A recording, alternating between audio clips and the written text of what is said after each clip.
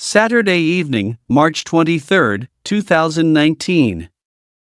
The city of El Tigre, Anzoátegui State, Venezuela, as usual, entered the weekend night with familiar peace. The small streets were brightly lit with yellow lights, people gathered in front of their porches, children were laughing and talking, and parents closed their doors early, preparing for Sunday Mass. The Aguiar family was no exception. In the cozy little house on the corner, Mr. Angel, a strict but dedicated engineer, was instructing his youngest daughter Angela in every detail before taking her to a birthday party. Ms. Yuri, her mother, checked her life jacket, her phone, and repeated, "You have to call home often, remember?" Angela smiled, braided her hair, put on a simple white blouse and said firmly, "It's just a friend's party, Mom, I'll be fine." Everything was normal. Too normal. There was just one odd thing, so small that no one noticed. When Angela got into the car, she quickly stuffed a towel into her backpack, not a bath towel, but a large towel, for when she went to the pool. As the car turned the corner near the dock, the father turned back to remind his daughter one last time, "If anything unusual happens, you have to call immediately." Angela nodded. That was the last time he saw his daughter, alive. That night, no one in the Aguiar family slept. 8 p.m., the time Angela promised to call, passed in silence. 9 p.m., then 10 p.m. Her phone rang but no one answered.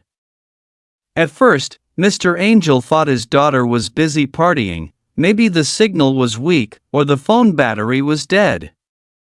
But when the 15th call went unanswered, he felt his heart start to skip a beat. At 2 a.m., the house phone rang. The screen showed an unfamiliar number. Mr. Angel picked up, hoping it was his daughter's familiar voice, but it wasn't. On the other end was a woman's trembling voice, the mother of Jose Alberto, Angela's classmate who had once pursued her. "Angela fell off the boat," she said. Silence. "Boat? What boat?" Mr. Angel jumped up from his chair, his voice starting to shake. "She said she was going to a club party." "What are you talking about?" There was no clear answer. The woman stammered, repeating that there had been an accident, that Angela had fallen into the water, that they were looking for her, but no one knew when she had fallen, who had last seen her, or if anyone had called for help. Mrs. Yuri dropped the glass from her hand. Mr. Angel was shaking with anger.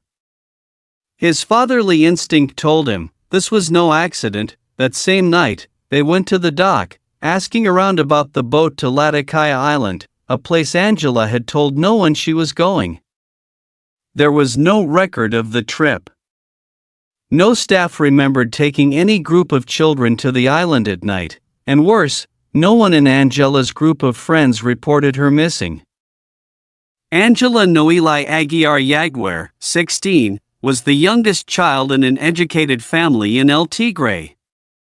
She asked permission to attend a friend's birthday party, but instead followed Jose Alberto's group to Latakaya Island, a remote location in the middle of the river, accessible only by boat. After the party, Angela disappeared. 3 days later, her body was found floating near the riverbank, wearing a life jacket but with multiple injuries to her head and face. Initially, the forensic report confirmed that she had been attacked and may have been unconscious before drowning. But only 2 days later, the conclusion emerged: accident, no signs of violence. The whole country of Venezuela was shocked. So what really happened on Latakaya Island that night? Why did a girl, surrounded by family and friends, fall into such a dangerous situation without anyone helping her? Who hurt Angela, and why was the truth buried so quickly? How did a birthday party become a place no one would ever return to?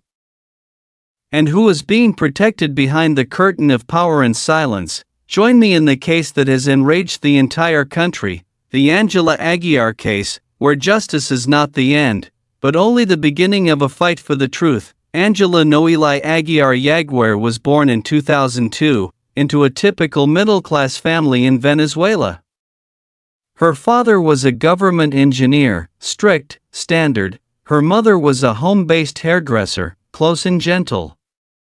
Angela grew up surrounded by laughter, discipline, and unconditional love, that little girl who loved to help her mother do her nails, play with makeup with her friends, and dreamed of owning her own beauty salon, had a contagious smile, gentle and lovable.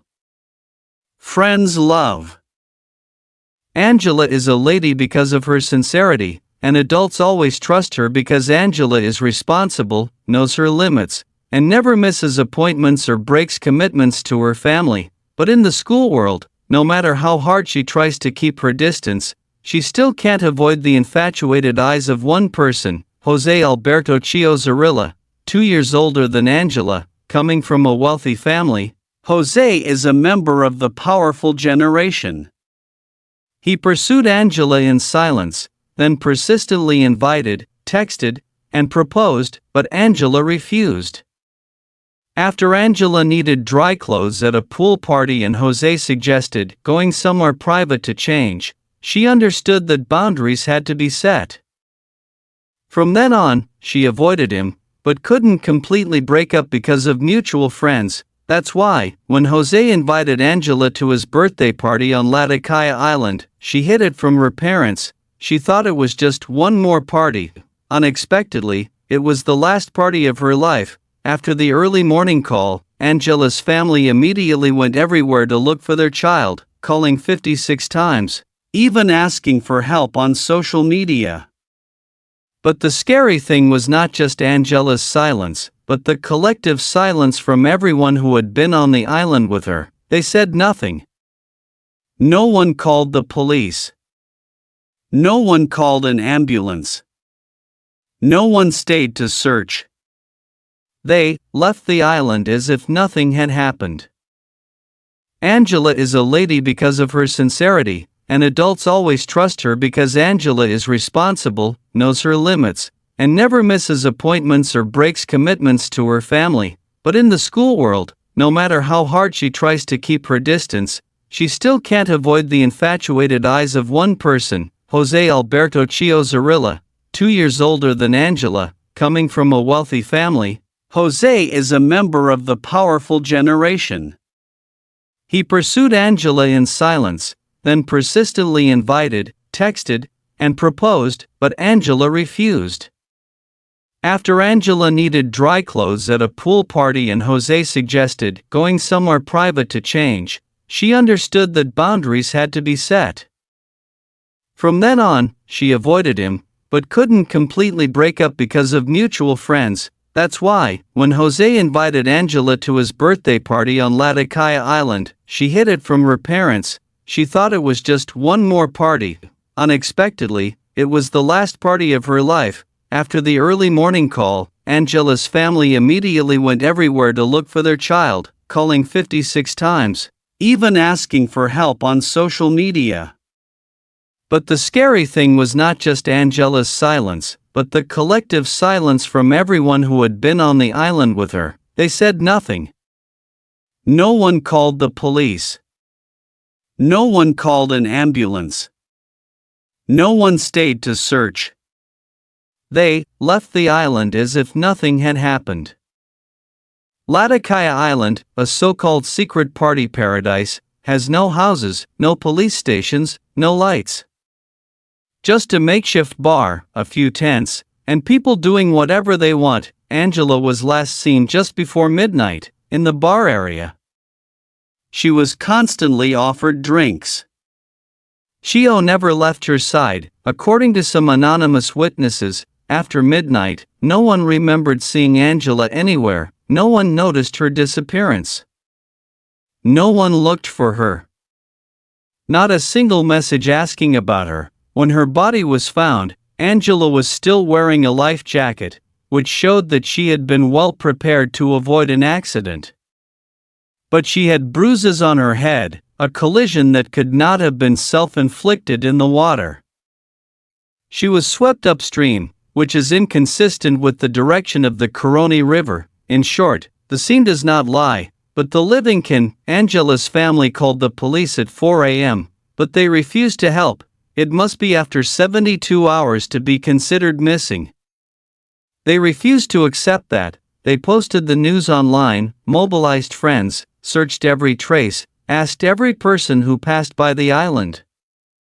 And 3 days later, a group of fishermen reported bad news. A girl's body washed ashore, wrapped in bushes, several kilometers upstream from the location the group reported.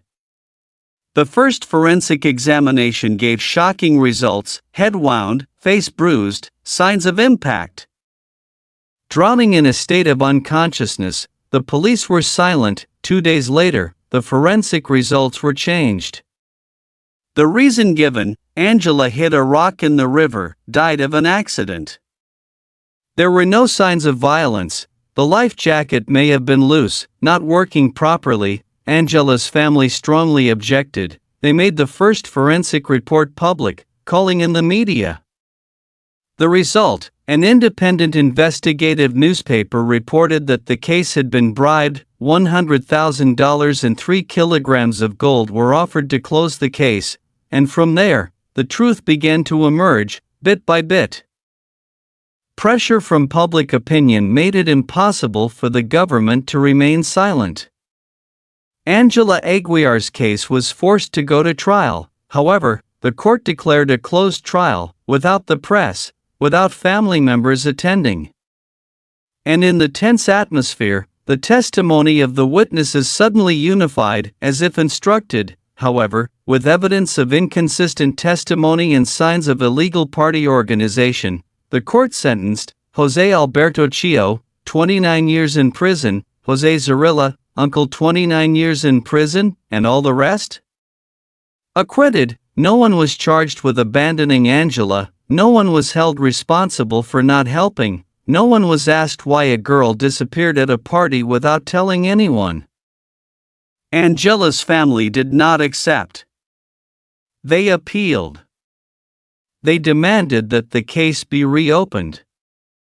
They asked, who beat her? Why were there 2 conflicting forensic reports? Why do people still drown in life jackets? And why are they all silent? The answer never came. Angela's trial took place in a tense, suspicious atmosphere. Before the trial began, the victim's family was threatened with anonymous text messages, followed, and even had strangers lurking around the house. They were told to stop speaking out. But they were not afraid. However, when the court declared the trial closed, banned the press, and did not allow the victims' relatives to attend, all hope for a clear truth was immediately extinguished. The testimony in court was almost pre-programmed. No one saw Angela being assaulted, no one knew where she went, everyone thought she had returned home on her own. Only 2 people were convicted: Jose Alberto Chio, 29 years for intentional infliction of bodily harm resulting in death, Jose Zarilla, uncle, 29 years for similar crimes and organizing an illegal party. But of the other 6 people who had been on the island, none were charged with aiding and abetting, or even failing to report a crime. The verdict sparked public outrage. Thousands of people took to the streets, carrying Angela's picture, white flowers, and slogans: "No one else will fall, no one has the right to be silent in the face of a girl's death." The victim's family filed an appeal, demanding a full reinvestigation. But the legal system was not moved. The case was closed. Evidence, such as the first forensic report, the initial testimony, disappeared or was not recognized. Everything seemed to be deliberately buried. The truth: since Angela's death, the house that was once full of laughter became empty and cold. Her mother, who used to run a hair salon, no longer received visitors, always sitting silently looking at her daughter's picture on the altar. Her father, who used to be strict and strong, became thin, quiet, and often had trouble sleeping. Angela's room was still kept the same, as if she had just left the house and would return. Her favorite perfume bottle was still there. Her books, her nail tools, even the blouse she wore that night, still had traces of powder and scent. The community still couldn't forget. People in the area no longer believed in the law. Many families forbade their daughters from attending parties, not daring to trust anyone, especially when the organizer had money or power. Every time there was music from across the river, people's hearts ached. The press kept mentioning the case. Not because it was particularly brutal, but because it was typical of hundreds of other cases that had been buried under the dust of power and silence. Angela's case was not just a personal tragedy. It was a warning bell for the painful problems of modern society: culture of silence. Why did the 6 adults present when Angela went missing choose to turn their backs? Power, money. Why did the first forensic report say there were signs of violence, but the second one denied it? Systemic neglect. Why did the police refuse to search for the missing person even though the family reported him missing since 4 a.m.? Behind it all is a truth. When justice is bought, the second victim is the trust of the people, and this is not uncommon. Names like Lucia Perez, Argentina, 2016, Devani Escobar, Mexico, 2022, or Maria Cash, all young women murdered under suspicious circumstances. But justice is obscure, slow, and sometimes never comes. If Angela had been saved in time, if her friends had spoken up, if the forensics had not been tampered with, maybe the story would have been different. Angela didn't die from a fall. She died from silence. Sometimes, you don't have to kill someone to be a criminal, you just have to stand by and watch, and be silent.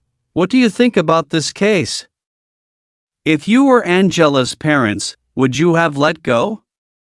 If you were the person on the island that night, would you have spoken up? Share your feelings in the comments, and if you believe that telling a story can save someone else, please share this video, because somewhere, there may be another Angela waiting to be protected.